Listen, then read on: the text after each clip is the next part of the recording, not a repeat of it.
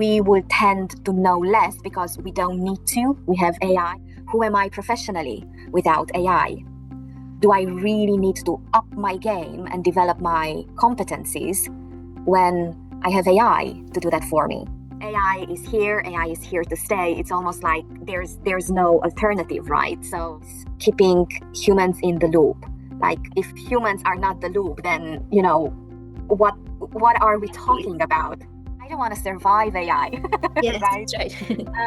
But I do believe that human judgment and all the nuances of human judgment make up for our superpower. Back to the word you used. Yes. One of the things that has been on my mind is that change itself has been changing. Every now and again, I wonder how much FOMO, fear of missing out, is actually built into how big decisions, particularly impacting the workplace. I only believe in curiosity, courage, and compassion, and everything else is logistics.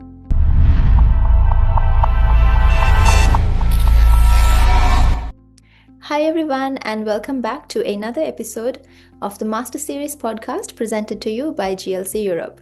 I'm your host Pansilu, and I'm delighted to bring today's episode to you. Artificial intelligence has become one of the biggest topics shaping the future of work. And while most of the conversation is focusing on automation, productivity, and innovation, today's discussion will be discussing about another side of AI, one that's given far less attention to. And to change that today, joining us is Minola Jac, who will also be speaking at the upcoming HR Minds conference in Prague.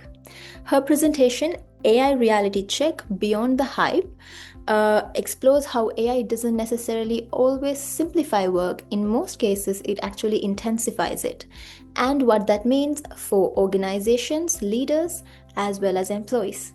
Along with that, we shall also be discussing the realities behind AI adoption, the importance of people-centric changes, and the psychological impact AI is having on today's workforce.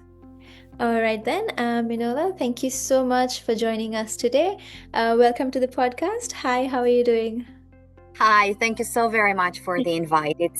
It's a joy sharing this conversation space with you and everybody who will take time and bandwidth to listen. Likewise.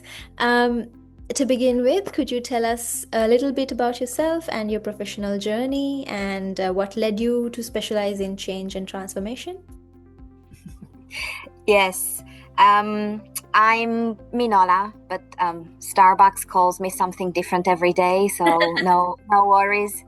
I'm originally from Romania, and I'm currently based in Switzerland. I'm also a serial immigrant. Switzerland is my 17th country in the last a little bit over 2 decades, and I'm a journalist by trade, and I'm a change practitioner by choice, I say most of the time, but in full honesty, it's by accident. It's one of those happy accidents that people say bring you the best things in life. So it's not like I chose change and transformation. It's more likely I stumbled into it about 2 decades ago.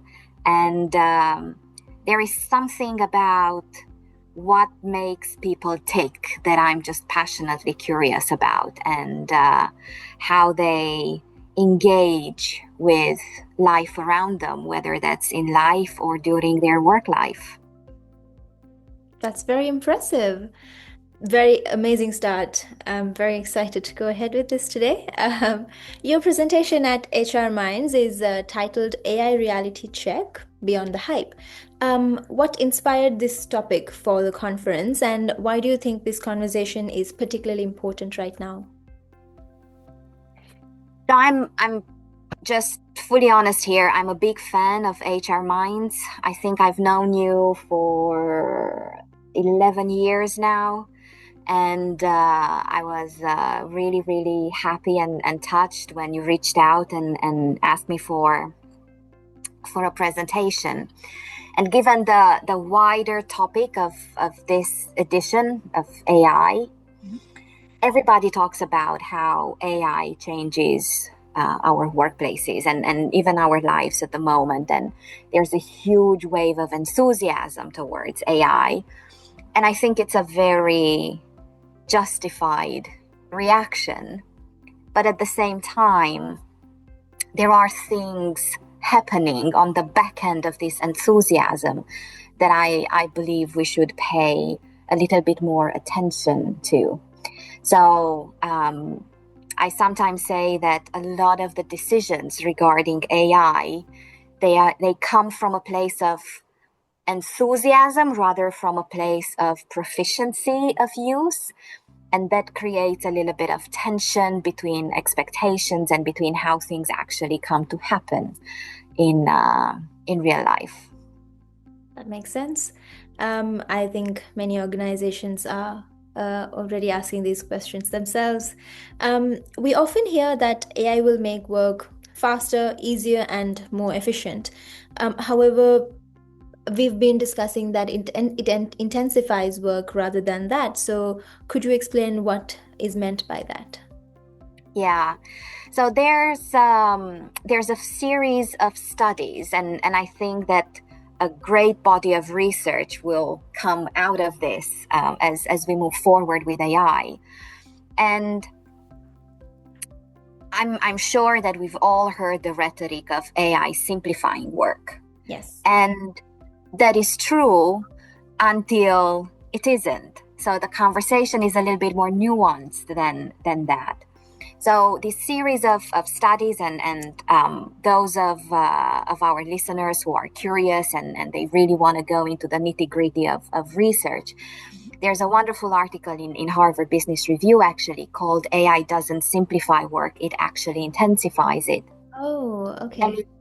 And it looks at how across several workplace environments, once AI became available, without being asked to, employees started to work longer hours, to take on more work, so they increased their workload, and they even expanded the scope of their work. Right. And the underlying hypothesis behind this is that AI made more work and more complex work not only immediately available, but also intrinsically motivating. But what happens is that this boost in workload and complexity is not sustainable in the long term, right? Yes. There were a lot of cognitive fatigue after effects and burnout, and to a certain extent later on, disengagement. So what this initial series of studies calls for is quite a lot of intention of how the pace and the complexity of work follows AI implementation, particularly when it comes to the human experience under it. Because granted, it does bring on efficiency, it does bring on speed, it does bring on, higher complexity absorption of work. But it does this at some very specific human costs. Yes. Yeah. So part of implementing AI is looking at the processes and workflows, but that should come with looking at the human experience around the redesign of work. Absolutely. And one aspect of your presentation that really stood out to me is your focus on the psychological cost of AI, and among many other pressures towards the corporate workforce. Could you tell us more about what that looks like in today's workforce? So again, because my mind always looks for research and data points, and probably it's once a journalist, always a journalist. It goes back again to a piece of emerging research. And this body of work looks at the psychological cost of implementing AI. And it breaks down the psychological cost across a few very specific, they are called debts. So what kind of debts we create with implementing AI. The first one is, of course, a cognitive debt. So we will tend to know less because we don't need to. We have AI that we can rely on. Yeah. The other one is the autonomy debt. So how autonomous do we really feel that we will be able to continue being when we have AI next to us or all around us? There's also a debt of relatedness. So we are social beings. We are wired as social beings, right? Yeah. Yet when we have the alternative of engaging with someone who never complains, who never calls us out when we forget to say please or thank you, yeah, who is always praising us on our insanely good prompt talent, there is a draw, yeah, in going towards lesser social friction. So that creates a relatedness debt, right? Absolutely. Of course, there are some other more insidious debts, like the professional identity debt. Who am I professionally without AI, right? Okay. And also a capability and a competence debt. So do I really need to up my game and develop my competencies when I have AI to do that for me? And when we put all of these together, then there is a deeper conversation to be had around how do we think about the workplace where you have people and you have AI. And of course, for those of you listening, if you're curious, there's even some fascinating work around why we shouldn't refer to AI as our colleagues. There is a trend, of course, of humanizing AI in the intention, with the intention of making it more relatable. But that comes with additional costs. Yes, absolutely. Among many challenges, creativity is definitely lost in that. Yes, that's a very good point. Moving on, many organizations invest heavily in AI technology nowadays. So, why do you think preparing people for this change often receives less attention than it being just incorporated into work, but preparing the workforce doesn't seem to get a lot of attention?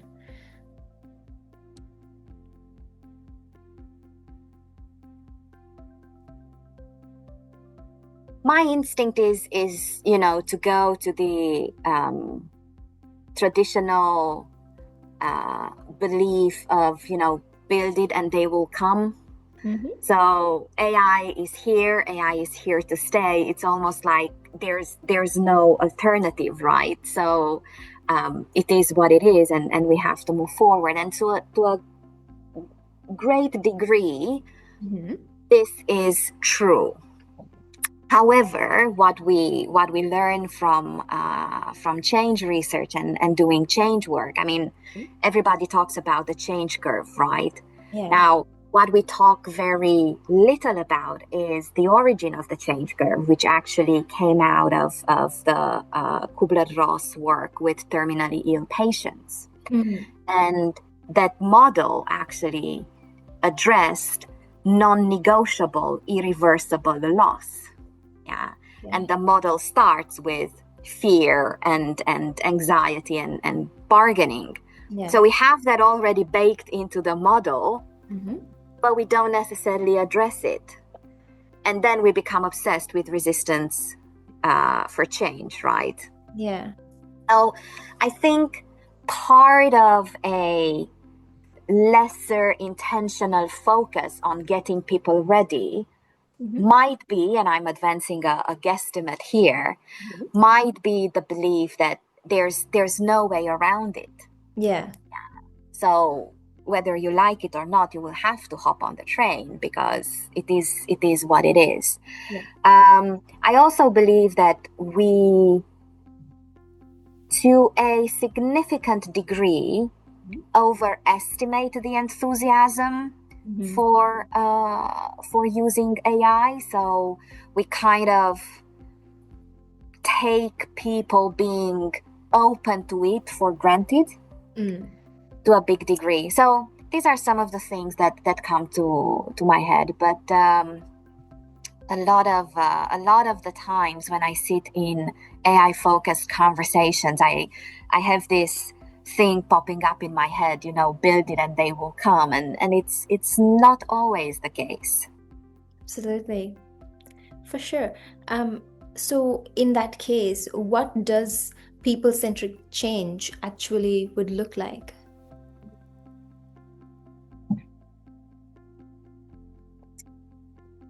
So this is my soapbox moment in our conversation. So I want to make that disclaimer very early on.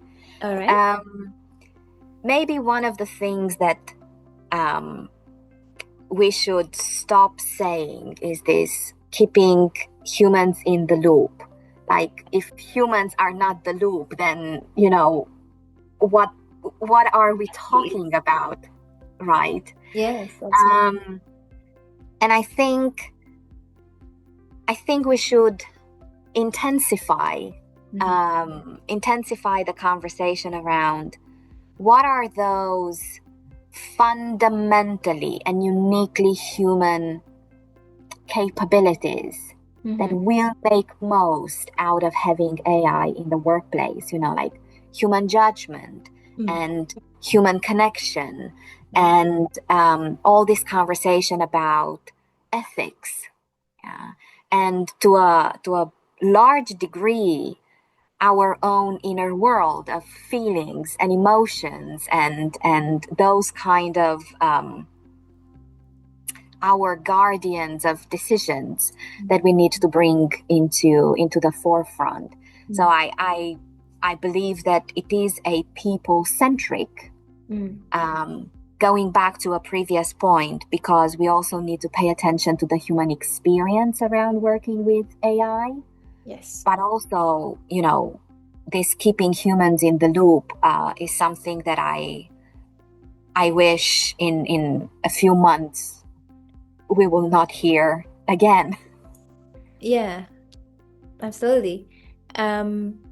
So do you think that AI is also changing what it means to be a leader? Because what qualifies what qualifies a leader today that perhaps wasn't as critical maybe 5 years ago, along with the new changes and developments that have been happening? What qualities do you think a leader requires now today?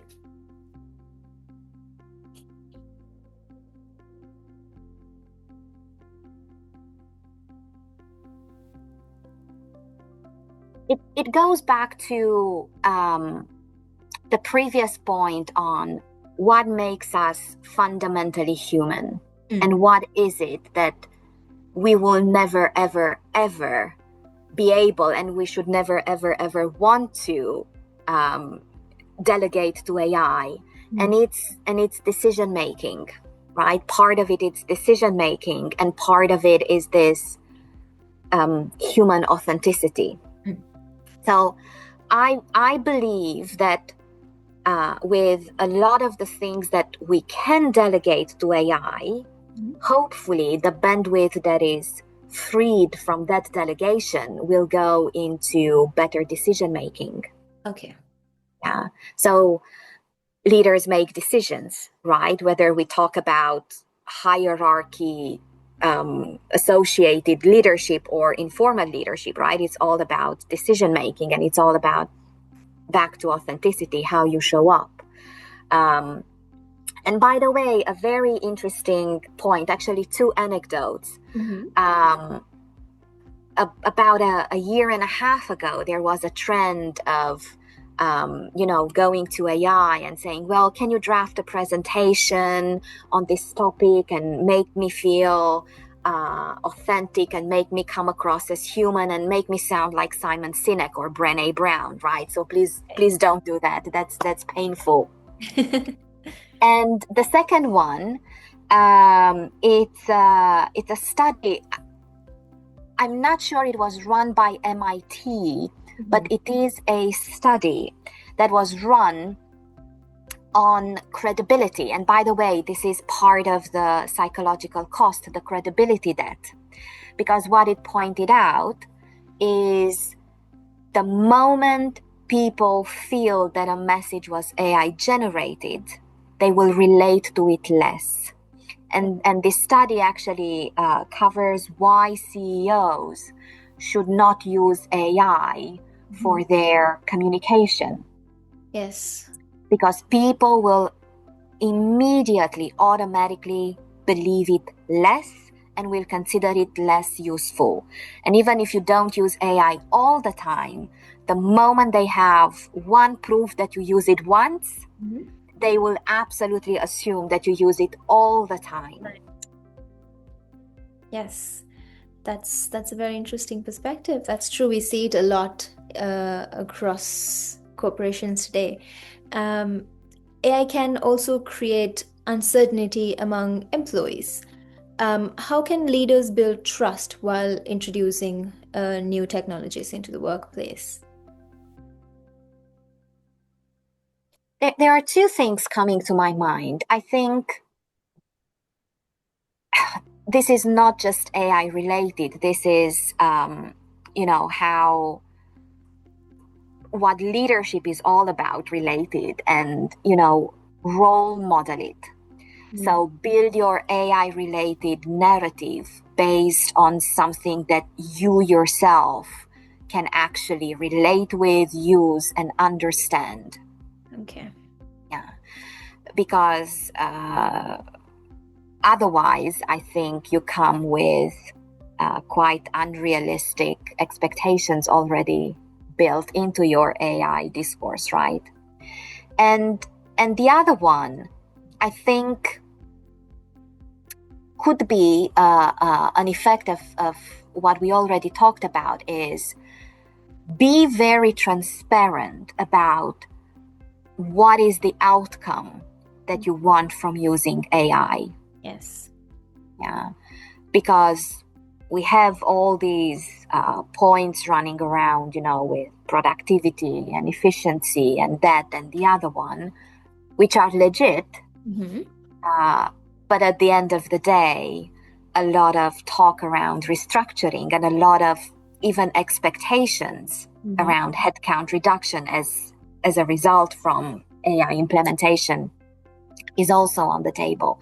So be very transparent around how you yourself understand AI, and then what do you expect that AI implementation will change within your company and your organization. Transparency there definitely is a key component.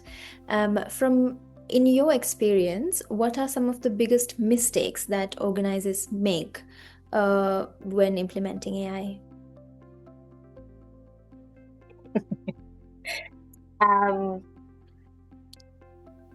Probably a moment of irresponsible honesty.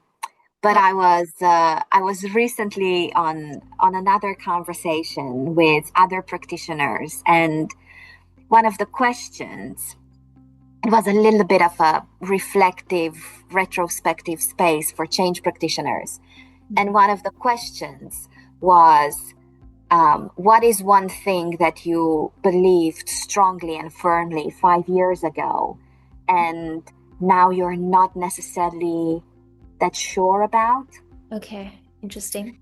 And one of my points was, 5 years ago, I still held very strongly to the belief that a lot of big change, big transformation initiatives were based on a vision and a direction and some sort of clarity. I don't hold that opinion this strongly anymore, because of the pace of change and amplitude of change, and because also, back to the topic of our conversation, every now and again I wonder how much FOMO, fear of missing out, is actually built into how big decisions, particularly impacting the workplace through the lens of AI, are being made. Being part of the trend. Exactly. So a bit of a free rambling following your question. Please go ahead. Yeah. So that's one thing that that I think about, how much real education on the topic is behind a decision. Another, not sure if mistake as much as a caution point, is about how actual transparency comes up in decision-making conversations. Yeah, like not only what you communicate into the organization, but how transparent and how educated, and I'm not saying educated from a disrespectful place, but how educated are the decision-making conversations around AI in organizations, and who sits around the table when those decisions are made. Because almost a knee-jerk reaction is that this is mostly an IT conversation, maybe even finance, because it comes at a cost. But the conversation is way more complex than that. Yeah, indeed. So as AI becomes increasingly capable, which unique human skills do you think will become even more valuable, or should become even more valuable? I would say human judgment. I think that's our power. I hated it when someone said that's our surviving advantage. Like, I don't want to survive AI. Yes, right? That's right. But I do believe that human judgment and all the nuances of human judgment make up for our superpower. Back to the word you used. Yes. I think our capability of understanding emotions, I think that is something that we should double down on even more so now. These two are top of mind. Definitely, human judgment and empathy is what our superpower is. So looking ahead, say maybe 5 years, how do you see AI reshaping employee experience? Like, for example, what excites you the most about it, and what concerns you the most about it in 5 years? I wish I had my crystal ball back from survey. The first thing that came to mind, actually, when I heard your question just now, is how impossibly long 5 years feel now than they used to feel 10 years ago or 5 years ago. And by the way, another HR Minds story, if I can take 2 more minutes. Please, absolutely. In the HR Minds conference in Athens, I had a presentation on change, and one of the other speakers, a great friend of the HR Minds conference, is Bruno Fournet from Disneyland. He asked me, like, how do you think change is different now than how it used to be? And that got me thinking. And one of the things that has been on my mind is that change itself has been changing. And arguably, our life has never been as complex as it is today. But surely it will never be as simple as it is today ever again. Absolutely. Evolving. So I think AI will definitely intensify our experiences. Yeah. And that is why I believe human judgment will become even more critical, because I do believe that moving forward, it will be even more important to purposefully choose what you want to engage with. Yes. Yeah. Because there's a post-it note next to my laptop, and I look at it a lot of times every day with 1,440. We only have 1,440 minutes in a day. Yes. Not 1 minute more, not 1 minute less, right? So what I choose to focus on counts towards this finite resource. And I think AI will call on my judgment on how to best allocate these minutes. Yeah, just as a fun fact, because I've been obsessed with it since I found out. Until the mid 1940s, the word priority did not have a plural. Really? Yeah, because it means the most important thing, right? So if you have multiple the most important things, yeah, Makes things more complicated as well as interesting. yeah. So I think that is one thing that AI will do with our lives and our work. It will intensify them, and it will call on our increased capability of picking our battles, right? And this equally concerns me and excites me. That is very clear. That's a very interesting perspective. Thank you very much. Thank you. For leaders listening today, who are only beginning maybe the AI transformation journey, what's one piece of advice you'd leave them with? So there's one question that I hear several times a day, and that is, what are your favorite change tools? Okay. And I keep replying that I only swear by 3. Okay. I only believe in curiosity, courage, and compassion, and everything else is logistics. So I would invite leaders to really use their curiosity, courage, and compassion when they think about AI. So be really, really curious about what it is and what it means to you and to your people and to your team and to your organization. Be really courageous in having the more difficult conversations about AI, and challenge particularly very strongly held opinions, and be very compassionate, and understand that different people react to different things in different ways. Yes. And it's not a build it and they will come.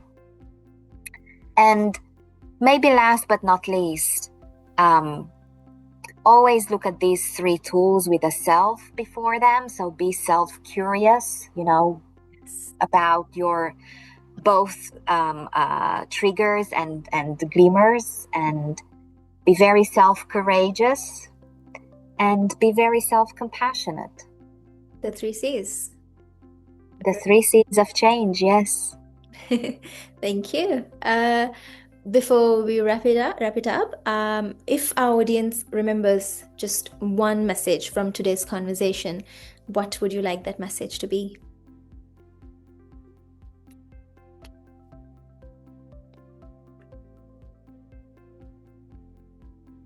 Be curious, not furious. Yeah. Particularly when you think that things happen slower than you want them to, or they go into a slightly different direction that you envisaged. That's the moment to be curious, not furious, and really understand what's actually there. I think that ties together our question about incorporating AI and using it for our developments and the future. I think it all ties it together. Thank you so much. Thank you so much, Pansilu, and thank you, GLC Europe, and looking forward to meeting wonderful people in Prague in September. And I enjoy this time very much. Thank you for the opportunity. Thank you. Thank you so much for giving us your time. And it's been a really big pleasure speaking to you. I really appreciate sharing your valuable insights with us. This has been one of the best sessions we've had. Thank you very much. Thank you so much. Thank you. I appreciate that. So I think one of the biggest key takeaways from today's session is that successful AI transformation isn't just about implementing new technology. It's about supporting people through change, building trust, and understanding the human superpower that is empathy and ability of judgment. So for everyone listening, if you'd like to hear more from Minola, please be sure to join us at the upcoming HR Minds conference in Prague, where she'll be presenting AI Reality Check Beyond the Hype. Thank you so much for tuning in for another episode of the Master Series podcast presented by GLC Europe. I'm your host, Pansilu, and until next time, thank you so much for joining. Take care.